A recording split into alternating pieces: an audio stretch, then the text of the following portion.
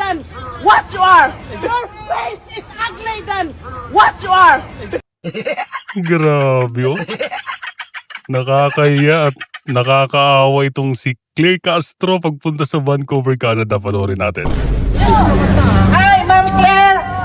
Ma'am Claire, kumusta? Pwede mong sabihan yung president natin? Bakit patuloy na imbestigahan ang flood control? Grabe, ah. Talagang, ay nako po. Dinirekta talaga itong si Auntie Claire.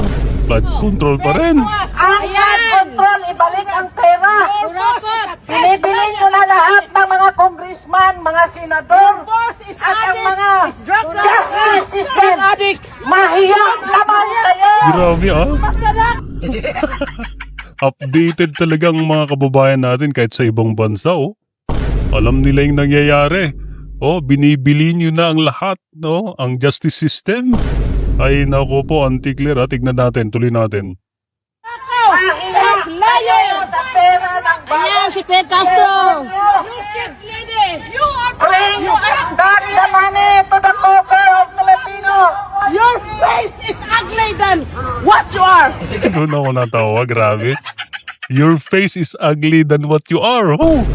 Ay, nako, Auntie Claire, nakakahiya. Parang dito ako naawa sa kanya, oh. Oh, sabihan mo na bang pangit? You're a liar. Ma'am, You're a traitor. singganana, You are a thief. Ilunggaman ako, singganado kagwapa sa inyo. Pero tani, ang kwarta sang Pilipino, ibalik nyo. Kaluoy ang mga Pilipino. Ang tapang nung nasa likod ni Auntie Claire, ah. Talaga sinusugod siya, grabe, oh. At binidyo pa sa mukha. Oh, viral ngayon sa social media ito. Kaya nakakahiya talaga itong nangyari, oh. Ano kayang pakiramdam ni Auntie Claire, oh. Viral mga to, oh, na itong ginawa sa kanya. Ginaubos na ninyo ang kwarta sa flood control. Please. Please. Cry baby.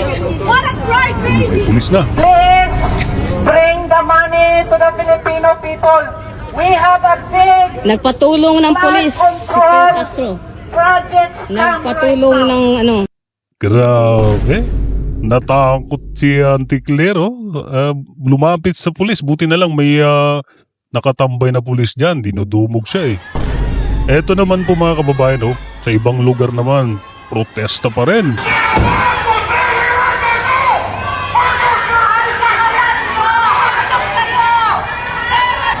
Grabe. Galit na galit ang mga nagrarally, nagpuprotesta, oh. Ay nako. Pariin namin Ito. kinukupina ang pagbisita ni Bongbong Ay Marcos, sos. Oh. ang King of Ay Corruption nako. dito sa Ay Vancouver. nako, King of Corruption. Ang sinasabi niyang investment mission Oh. ay walang kundi, iba kundi isang malaking kabulastugan Ay lamang. nako po. PBBM. Nako, may bagong bansag sa'yo ngayon. Hindi na bangag. King of Corruption na. Ano ba yan? Grabe. Eto, ah. Eto nung paglabas nila pagkatapos ng kanilang meeting, oh, sinalubong ng protesta, Marcos Layas. Ay nako, grabe. Eto naman sa ibang lugar po, protesta pa Ay rin. nandito kami upang ilantad ang kapabayaan ni BBM sa mga Pilipino na napapalitan na e-broker at na ibibenta na parang mga kalakal sa pamamagitan ng patakaran sa pag-export at paggawa sa Pilipinas at saka ni-recruit sa pamamagitan ng mga maling pangako ng Temporary Foreign Worker Program ng Canada. Ay naku po. Ibang issue na naman, ibang reklamo naman to, oh. Grabe, feeling ng mga OFW natin, eh. Napapabayaan sila ng ating gobyerno. Nakaw, PBBM. Eto to, dito ako natawa, eh. Grabe. Tingnan nyo mama yung isisigaw. Yan, sinungaling. Eto. Pangit. Pangit. Ang grabe. Tingnan yung tsura ni Auntie Claire, oh. Hindi matanggap. Tignan yung sasabihin mamaya mga kababayan, ha. Yung kanyang interview. Ito, sasagutin niya ang mga yan, mga nangyaring yan. Yung nangyari kanina na sa ngayon nagva-viral itong video ninyo dito sa Vancouver. Actually, gumagawa sana kami ng reels para dito sa event na kung saan bumisita ang ating Pangulo sa Canada. So gumagawa kami ng reels, tapos may lumapit sa amin na Gumagawa ng reels para dito sa event pero nasa labas naman sila, no?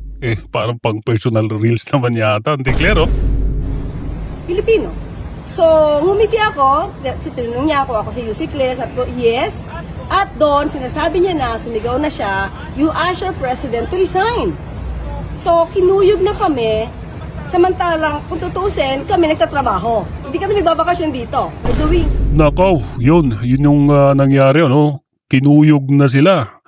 Hindi ka ba nagtataka, Auntie Claire, kung bakit kayo kinukuyog dyan? At galit na galit ang mga tao. Ano kayang dahilan, di ba?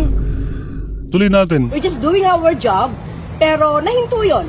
Hindi na kami nakapagtapos ng aming pag-shoot ng reels dahil nga may mga Pilipino ganito yung ugali. Sinisi pa ang mga Pilipino. Ang tanong dyan, bakit kasi kayo kinukuyog at galit na galit sa inyo ang taong bayan? Yun, Auntie Claire, ang isipin mo, bakit? Di ba? May kaugnayan dito sa flood control. O di ba? Hindi ba naisip yun? Pero hindi ko alam kung saan sila grupo, pero yung naratibo nila, yung tipong BBM resign.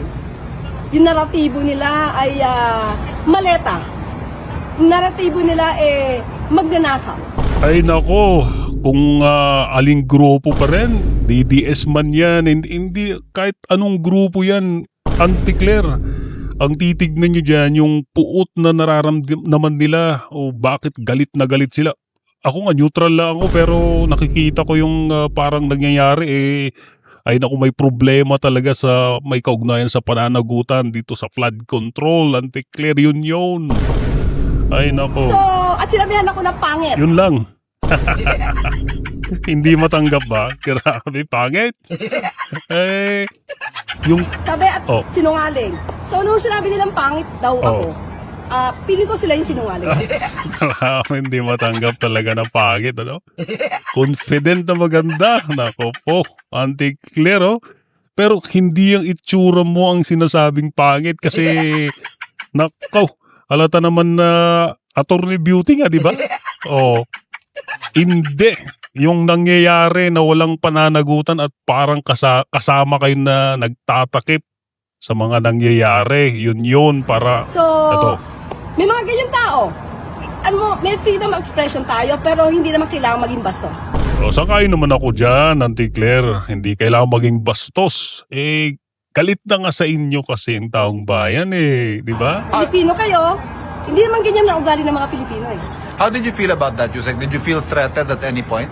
At that time, dalawa lang kasi kami ni Director Robert Sol. Kasi nga siya yung kumukuha sa akin. Siya yung kumbaga, sa kanya hawak yung camera. So, threatened. Siguro in a way, kasi dalawa lang kami. Hindi ko alam kung mananakit sila or what. Kasi parang, siguro yung grupo naman nila, parang kung sino man yung idolo nila, parang sanay sa violente. Grabe. Ang sakit ng sinabi mo, Auntie Claire, ulitin natin bakit kasi sila ganyang galit na galit sa inyo? Yun, Auntie Claire. Yung walang pananagutan kasi na nakikita ng taong bayan dito sa trilyon-trilyon na nawala. Yun, sa flood control. Ay nako. Yung pagiging violente. So, syempre hindi namin alam. Buti na lang, thank God, na pagtawid kasi namin, hindi namin alam na may mga police officers. So, pagtawid namin, kinausap na namin sila kasi sumusunod sila Diba? So, syempre, galit na galit sa inyo dahil sa pagtatakip na halatang halata, yun yung nakikita ng taong bayan. Tignan nyo, naaresto na yung mga senador. Yung selective justice na sinasabi, parang yun yung nangyayari kasi, Auntie Claire Pero, kung ganyan talaga ang magiging ugali ng Pilipino, hindi kayo uunlad. So, kawawa pa rin kayo. Wow! Nako, nakakalungkot naman na marinig sa inyo yan, Auntie Claire. Hindi nga, di ba? Galit na galit sila sa inyo. Minumura na nga kayo kasi wala pang nangyayaring pananagutan dito sa flood control. Yun. Period, Auntie Claire. Ay, nako po. Grabe na tong nangyayari, mga kababayan, ano? O yung nangyari kay PBBM at kay Auntie Claire sa ibang bansa, naku, nagpapakita lang na galit na ang taong bayan. Sa parang nakikita natin na pagwawalang bahala kasi dito sa pagpapanagot sa mga nakinabang dito sa trilyon na pera ng bayan na nawala dito sa flood control. Sana grabe may action nang gagawin, pero parang sa ngayon nakatuon na sa VP Sara impeachment. Hay, grabe, nakakalungkot na ang pangyayari. Nako, kung may masasabi kayo mga kababayan, comment nyo lang po down below. Ayan, maraming salamat sa panonood.